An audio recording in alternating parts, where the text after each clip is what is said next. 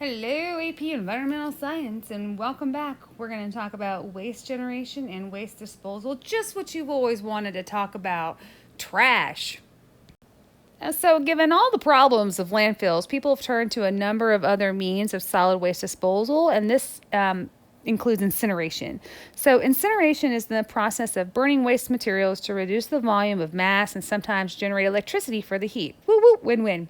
So, more than 3/4 of the material that is considered municipal solid waste is easily combustible because paper, even plastic, food, and yard waste are largely made out of carbon, hydrogen, and oxygen, and so they're excellent candidates for being burned. Efficiency in incinerating, however, is something to consider because it has to be under certain ideal conditions to reduce the volume of that waste. So typically, an incinerator for municipality waste is sorted into certain recyclables. Those are diverted to the recycling centers, and then the remaining material is then dumped from a truck into a platform where uncertain materials are identified and then removed, and then you move into another delivery system that transfers the waste to a furnace. And combustion rapidly occurs much of the waste into carbon dioxide and water, which is released into the atmosphere along with heat, right? There also creates these particulates, which are more commonly known as ash in the solid waste industry, and they're an end product of combustion. Ash is a residual non-organic material that does not combust during incineration. So this residue is collected underneath the furnace, and it's also known as bottom ash. And this residue collected beyond the furnace is called fly ash. So because incineration often does not operate under ideal conditions anyway, ash typically fills roughly 1/4 of the volume of this pre-combustible material. So disposing of this ash is determined by its concentration of toxic metals. And the ash is tested for its toxicity by leaching it with a weak acid. And so this leachate is relatively low in concentration of contamination since they're looking for things like lead and cadmium and other things that can be disposed of or not disposed of. But this ash is pretty much deemed safe for the most part, and it can be used for a lot of other purposes too. Like we make roads with it. It's used in construction. It's an ingredient in a lot of cement or used in cement blocks or cement flooring. If for some reason it's deemed toxic, then the ash goes to a special ash landfill, which is designed for more toxic substances.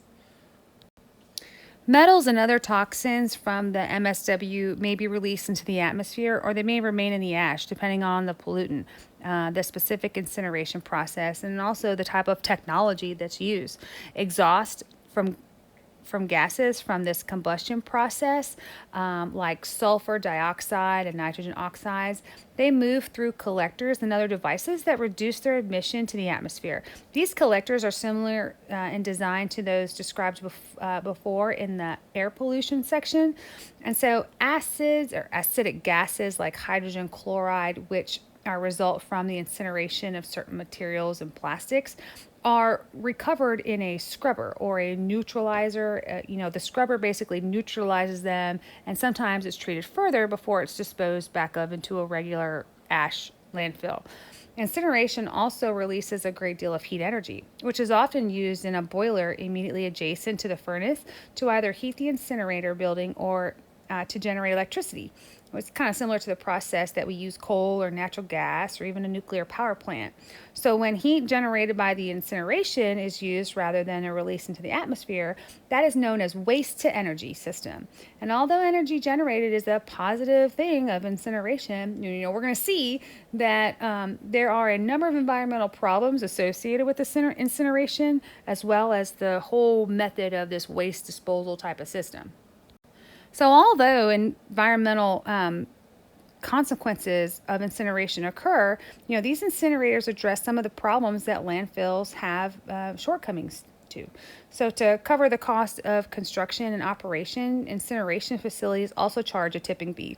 And these tipping fees are generally higher at incinerators than they are at landfills. So the national average is around $70 per U.S. ton, and we have seen that the incinerators may release air pollutants like organic compounds and an incomplete combustion process, especially when it comes to plastics or metals that are contained within inside of that solid waste once it's burned. So some environmental scientists believe that incinerators are a poor solution to the whole solid waste disposal problem just in general, and thus it just makes everything more toxic. So the sitting of an incinerator raises the not in my backyard type of issue, and so an environmental justice issue here has presented itself.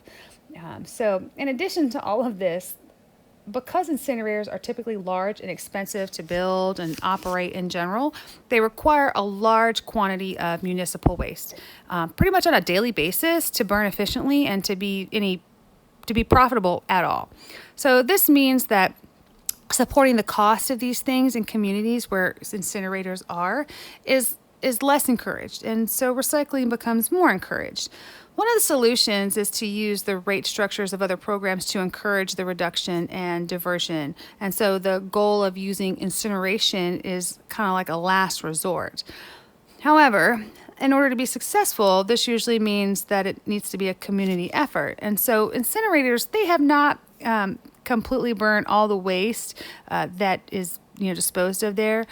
Plant operators, they can monitor and modify like oxygen content and temperatures, but because there's still waste there, it has to be next to another landfill. So it's just not a viable system by itself. It has to be lumped together with something else.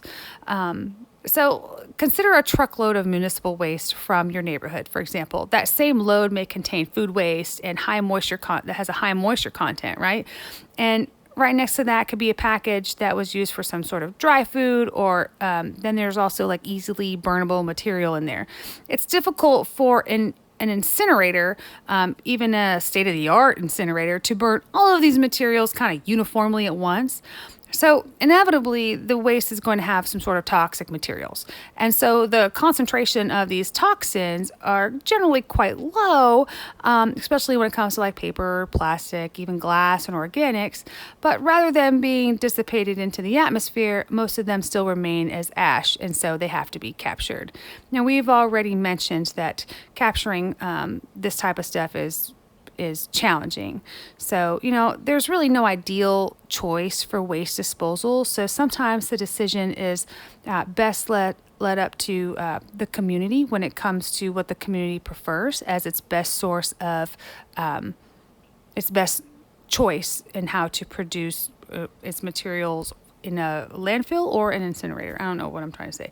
I guess what I'm saying is that it's basically up to a community and a community vote. I feel like that was a very technical lecture here on just landfills, right? So let's just review. I want to recap that in this section that we talked about landfills and incinerators, and that there's two ways to dispose of material when they're not diverted away from this waste stream. Landfills are designed to keep the municipal dry waste in an isolated area so that the material does not contaminate the surrounding environment. Leachate, which is can contaminate nearby land and waterways if it escapes. Also, there's anaerobic decomposition in landfills, and that can lead to this formation of methane gas, which is the potential greenhouse gas. So incinerators, they can also generate a variety of air pollutants, right? Any metals contained within the municipal waste that the incinerator may not release into the air. And so they collect as like bottom ash, and that's a particulate matter that accumulates underneath the combustion of the furnace. Sometimes ash from incinerators can also be considered toxic, and that must be removed, and that uses special precautions. So hazardous waste is, of course, the next subject in our transition here. To hazardous waste we go!